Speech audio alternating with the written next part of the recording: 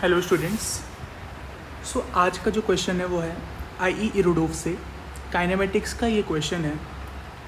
और ये क्वेश्चन बहुत ज़्यादा तो टफ नहीं है, बट ये क्वेश्चन को करने का रीज़न यही है कि जब भी हम कोई चैप्टर को पढ़ते हैं और कोई कॉन्सेप्ट को समझते हैं तो हम सिर्फ उसके फॉर्मूले को याद रखते हैं, उसके मीनिंग को नहीं कि फॉर्मूला आया कैसे। और जनरली जो अच्छे क्वेश्चंस होते हैं वो इसी बात पे डिफाइंड होते हैं कि कोई चीज़ आई कैसे है, कोई उसका डेरिवेशन क्या है, उसका ज्योमेट्रिकल इंटरप्रिटेशन क्या है। इसलिए हमको कोई भी टॉपिक पढ़ते टाइम उसका हर एक मीनिंग अच्छे से जानना है, इन डेप्थ उसका नॉलेज होना चाहिए ताकि हमको कोई भी क्वेश्चंस करने में डिफ़िकल्टी ना हो। ये जो कॉन्सेप्ट जो क्वेश्चन है वो इंस्टेंटेनियस वेलोसिटी और एवरेज वेलोसिटी पे है, जो कि बहुत ही ईजी कॉन्सेप्ट है, बट काफ़ी बच्चे इसको मिस कर जाते हैं और ये क्वेश्चन में गलती करते हैं। तो चलिए करते हैं।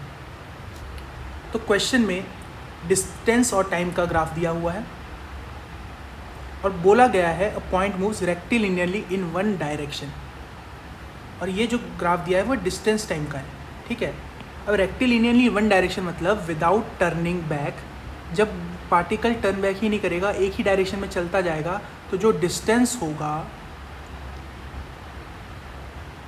वो डिस्प्लेसमेंट के बराबर ही होगा।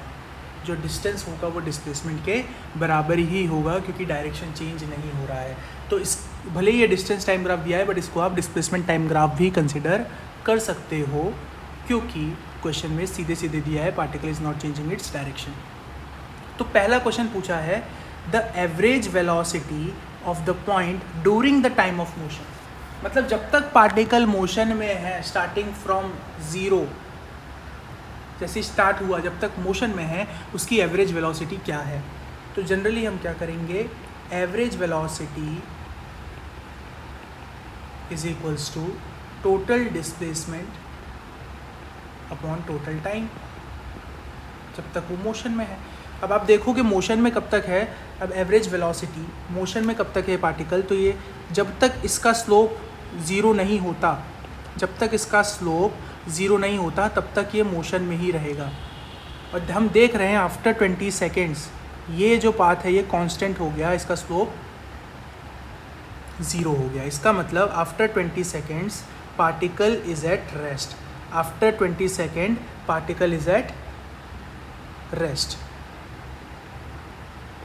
यहाँ पे पार्टिकल रेस्ट में, मतलब टाइम 0 to 20 सेकेंड्स है for which particle is in motion, for which particle is in motion।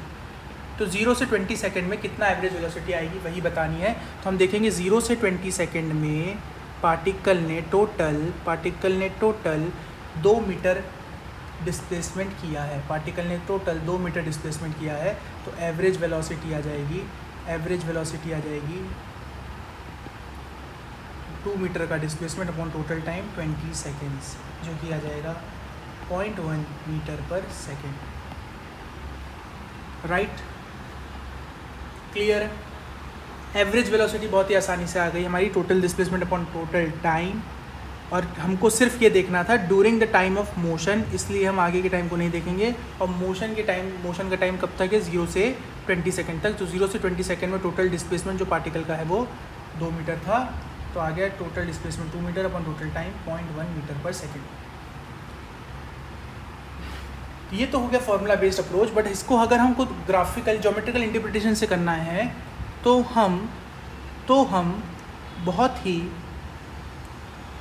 इसका ज्योमेट्रिकल इंटरप्रिटेशन से अगर इसको अप्रोच करना होता तो हमको पता है एवरेज वेलोसिटी एक और चीज़ से हम कर सकते हैं।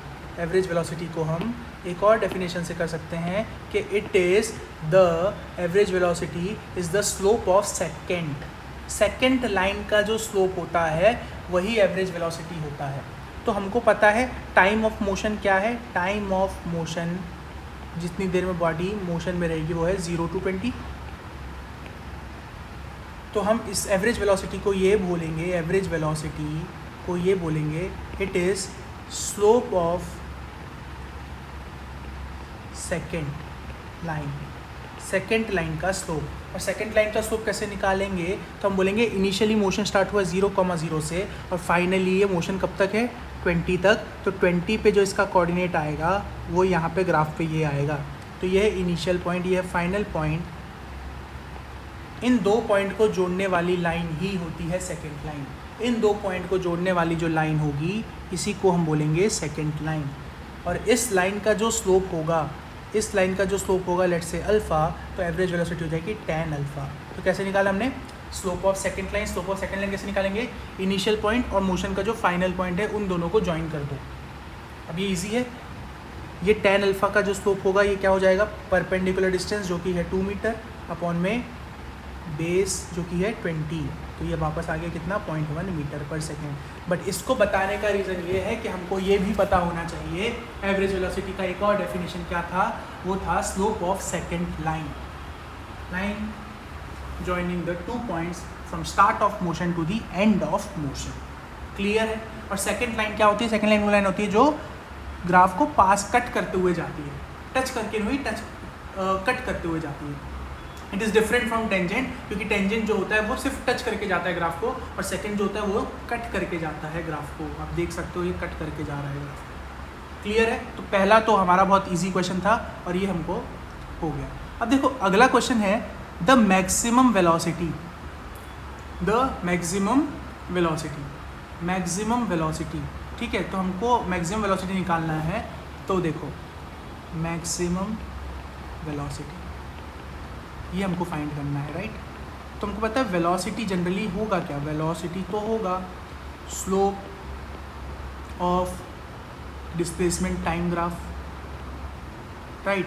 अगर ये वेलोसिटी मैक्सिमम चाहिए है, ये वेलोसिटी मैक्सिमम चाहिए है, तो स्लोप मैक्सिमम होना चाहिए। तो जो मैक्सिमम स्लोप होगा पूरे के पूरे ग्राफ का, वो मैक्सिमम स्लोप ही मैक्सिमम वेलोसिटी होगी। तो अब आप देखोगे जैसे ही मोशन स्टार्ट हो रहा है, जैसे ही मोशन स्टार्ट हो रहा है, जैसे ही मोशन स्टार्ट हो रहा है, इसका स्लोप इंक्रीज़ होता जा रहा है। स्लोप मतलब टेंजेंट, इसका स्लोप क्या होता जा रहा है? इंक्रीज़ होता जा रहा है। इंक्रीज़ होते होते जैसे ही ये इस पॉइंट पे आएगा, जैसे ही ये इस पॉइंट से इस पॉइंट पे आएगा, तो आप देखोगे रफली जो है इसका स्लोप कांस्टेंट हो गया, राइट। स्लोप इंक्रीज़ होता जा रहा है, इंक्रीज़ होता जा रहा है, इंक्रीज़ होता जा रहा है, ठीक है। इंक्रीज़ होता जा रहा था यहाँ से यहाँ तक, और जैसे इस पॉइंट 10 सेकंड पे आएगा, 10 सेकंड से ये स्लोप, इस मान लेते हैं इस पॉइंट को A और इस पॉइंट को B, A से B पे स्लोप ऑलमोस्ट रफली कांस्टेंट हो गया, और फिर वापस ये स्लोप जो है ये डिक्रीज़ होना चालू हो गया। वापस ये स्लोप जो है ये डिक्रीज़ होना चालू हो गया। फर्स्ट स्लोप इंक्रीज़ होता रहा A तक, A से B पे कांस्टेंट और फिर डिक्रीज़। इसका मतलब ये जो स्लोप है theta, this will be the maximum slope, क्योंकि इंक्रीज़ होते होते एक कांस्टेंट वैल्यू और इसके बाद फिर डिक्रीज़। तो जो मैक्सिमम वैल्यू होगी वो ये कांस्टेंट स्लोप वाली ही होगी। तो हमको इस कांस्टेंट स्लोप की वैल्यू निकालनी है, जो कि बहुत इजी आ जाएगा। यही मैक्सिमम आपकी वेलोसिटी होगी। This will be the maximum velocity, right. तो हमने क्या बोला? मैक्सिमम वेलोसिटी मतलब स्लोप मैक्सिमम कहाँ हो रहा है? पहले स्लोप बढ़ता जा रहा था, फिर कांस्टेंट हुआ और फिर डिक्रीज होते जा रहा था। तो जो कांस्टेंट वैल्यू आई यही मैक्सिमम स्लोप है पूरे के पूरे ग्राफ का। और इसको निकालना बहुत आसान है। tan थीटा निकालेंगे परपेंडिकुलर अपॉन में बेस, ठीक है। तो हम कैसे निकालेंगे maximum velocity? Slope of this हो जाएगा tan theta will be the maximum velocity, और ये आ जाएगा परपेंडिकुलर। अच्छा देखो, अब ये जो ग्रिड लाइंस है, ये हर ग्रिड लाइन 2 सेकंड को रिप्रेजेंट कर रही है। ये 2 सेकंड, 4 सेकंड, 6, 8, 10, ये 12, ये 14। तो ये जो बेस आ जाएगा ये आ जाएगा 14 - 10 4, और परपेंडिकुलर कितना हो जाएगा? और जो डिस्प्लेसमेंट की लाइन है वो 0.2 मीटर को रिप्रेजेंट कर रही है, एक ग्रिड 0.2, 0.4, ठीक है। तो ये हो जाएगा 1.2, ये हो जाएगा 1.4। तो यहाँ से आ जाएगा 1.4 से 0.4, तो ये आ जाएगा डिस्टेंस कितना? 1 मीटर। तो डिस्प्लेसमेंट है 1 मीटर, ये जो परपेंडिकुलर डिस्टेंस है ये है 1 मीटर, और ये जो है ये कितना है? 4 सेकेंड्स। तो ये आ जाएगा 0.25 metre per second maximum velocity. सो आपका सेकेंड क्वेश्चन भी हो गया, maximum velocity is 0.25 metre per second. तो समझ में आया ज्योमेट्रिकल इंटरप्रिटेशन से मैक्सिमम वेलोसिटी को कैसे करेंगे। डायरेक्टली हम बोलेंगे जहाँ पे मैक्सिमम स्लोप होगा वही आपका मैक्सिमम वेलोसिटी कहलाएगा।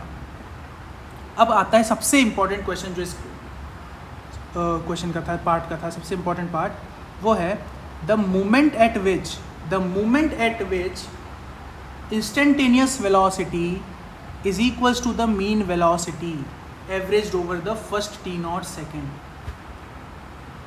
द टाइम हमको पूछ रहा है, वो टाइम बताओ, हमको पूछ रहा है वो टाइम बताओ जब instantaneous velocity equal to mean velocity वो है। तो हमको बोल रहा है जो एवरेज वेलोसिटी है फ्रॉम 0 टू t0 सेकेंड, वो बराबर हो जाए इंस्टेंटेनियस वेलोसिटी के। तो किस टाइम पे ऐसा होगा, किस टाइम पे average velocity from 0 to t0 will be equal to the instantaneous velocity at t0, instantaneous velocity at t0। और अगर हम इसको फॉर्मूले से ही जाते तो ये हम कर ही नहीं पाते। हम बोलते हैं इंस्टेंटेनियस वेलोसिटी होता है ds/dt, एवरेज वेलोसिटी होता है total displacement upon total time, और ये अप्रोच करके हम इसको क्वेश्चन को सॉल्व भी नहीं कर पाते, और यहीं पे गैप आता है कॉन्सेप्ट का। तो कॉन्सेप्ट क्या था, क्योंकि हमको ये ग्राफिकल इंटरप्रिटेशन से करना है, तो हम इसको क्या बोलेंगे, हमको क्वेश्चन में क्या पूछ रहा है, देखो क्वेश्चन में पूछ रहा है एवरेज वेलोसिटी 0 टू t0 में बराबर हो जाए, 0 टू t0 में बराबर हो जाए इंस्टेंटेनियस वेलोसिटी के फ्रॉम एट t0। तो ये t0 टाइम क्या होगा, तो अगर हम इसको फॉर्मूले से तो करेंगे वो तो नहीं आएगा, तो हम क्या बोलेंगे, एवरेज वेलोसिटी अभी हमने पढ़ा, it is the slope of second, start कहाँ से होगा, 0 से स्टार्ट होगा, तो इसका इनिशियल कोऑर्डिनेट 0,0 होगा, और कहाँ तक जाएगा, t0 पे जाएगा, तो फाइनल कोऑर्डिनेट क्या होगा इसका, t0, जो भी इस पे डिस्प्लेसमेंट होगा वो, इन दोनों को जोड़ने वाली लाइन स्लोप ऑफ सेकंड बराबर हो जाए स्लोप ऑफ टेंजेंट के। जिस टाइम पे सेकंड और टेंजेंट ओवरलैप करेंगे, जिस टाइम पे सेकंड और एंड टेंजेंट ओवरलैप कर जाएंगे, वही टाइम पे हम बोलेंगे, वही टाइम होगा where average velocity will be equal to the instantaneous velocity।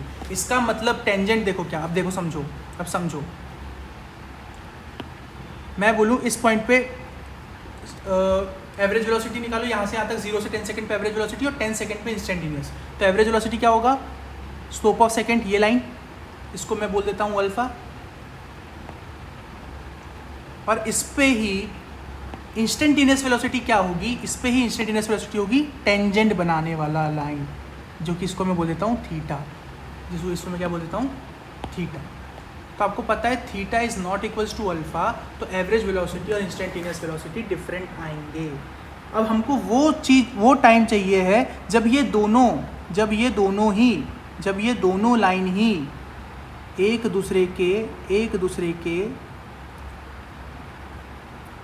Overlap कर जाए, एक दूसरे को क्या कर जाए, ओवरलैप कर जाए, वो हमको चाहिए, ठीक है।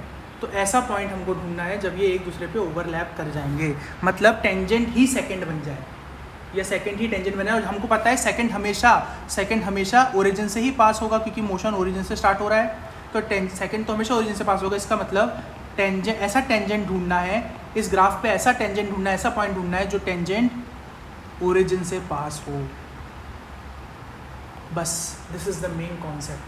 Find that point on this graph for which the tangent will pass through the origin, क्योंकि अगर वो ओरिजिन से पास होगा तो वही सेकंड बन जाएगा।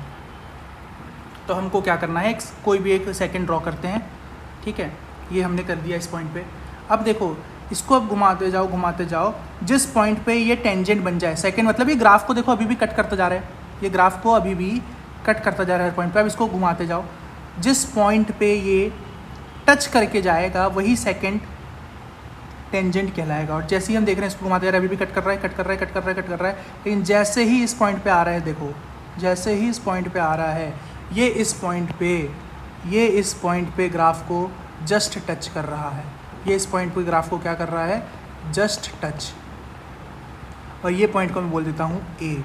तो at point A we can clearly see tangent passes through origin and tangent is equals to slope of second, right? तो यही हमारा होगा पॉइंट ए ही होगा where average velocity is equals to instantaneous velocity. Clear है? यही point होगा कि सेकंड बनाना था। अगर इस पॉइंट पे मैं सेकंड बनाता तो क्या करता, मैं ओरिजिन से ज्वाइन करता, यही सेकंड होता, और इस ए पे मैं टेंजेंट बनाता तो यही टेंजेंट होता। इस पे टेंजेंट और सेकंड ओवरलैप कर गए, टेंजेंट एंड सेकंड ओवरलैप्स, और जब ओवरलैप कर रहे हैं तो सेकंड होता है average velocity from 0 to t। तो ये जो टाइम होगा यही टाइम है जहाँ पे 0 से t का जो एवरेज वेलोसिटी होगी वो t नॉट पे इंस्टेंटेनियस वेलोसिटी के बराबर होगी। और ये कितना आ जाएगा, क्योंकि हर ग्रिड 2-2 सेकंड की है, तो ये 12, ये 14, ये 16, तो t नॉट आ जाएगा हमारा 16 seconds. This is the time where t equals to 16 is the time where second and tangent are equal and we can say instantaneous velocity is equal to the mean velocity। तो answer क्या आ जाएगा, t not is equals to 16 seconds. So ये था हमारा concept, हमने समझा। भले ही थोड़ा डिटेल्ड वीडियो बनाया, बट इसलिए ये बनाया ताकि हम जब भी अब पढ़ें अगले टॉपिक्स को तो उसको इन डेप्थ पढ़ें, ताकि हमको कॉन्सेप्ट क्लैरिटी अच्छे से हो और हर एक कॉन्सेप्ट उसका जाने, क्योंकि कोई भी कॉन्सेप्ट पे क्वेश्चन आ सकता है। सो ऐसे और वीडियो के लिए लाइक और सब्सक्राइब करें और स्टे ट्यून्ड।